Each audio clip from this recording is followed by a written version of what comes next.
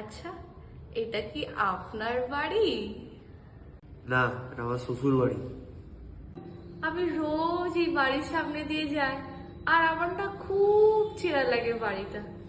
আচ্ছা, আপনার বাড়িতে কেউ বড় আছে? হ্যাঁ, আছে তো। একটু ডাকবেন?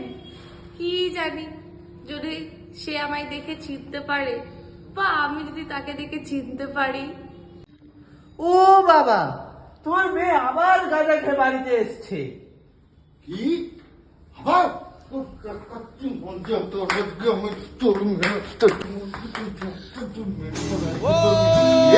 তোর